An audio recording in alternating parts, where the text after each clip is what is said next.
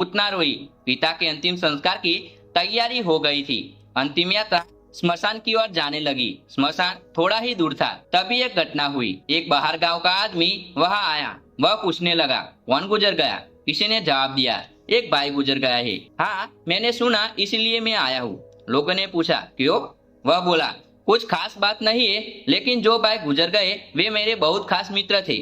मैं जो बात कहने आया हूँ वह शायद ठीक नहीं लगेगी, पर कहना जरूरी है।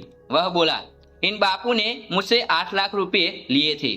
मैं पैसे लेने नहीं आया हूँ, लेकिन मेरे दोस्त ने कहा था कि अगर मैं गुजर जाऊँ तो तुम अपने पैसे लेने के लिए स्मशान पहुंचने से पहले आ जाना।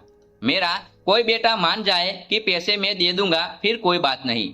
तभी वह बोला, तुम पांचों में से मेरा पैसा कौन देगा? सबसे बड़ा बेटा बोला, मेरे पास पैसे नहीं है।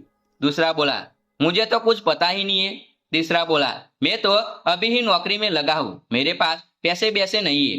बाकी दो बोले, हमारी तो अभी शादी भी नहीं हुई, हमारे पास कैसे पैसे होंगे? वह पांचों बोले, तुम यहाँ से जाओ और हमें अपने बापू की क्रियाक्रम करने दो। यह सुनकर वह आदमी बोला, मैं मर जाऊंगा, लेकिन तुम्हें अंतिम संस्कार नहीं करने दूंगा।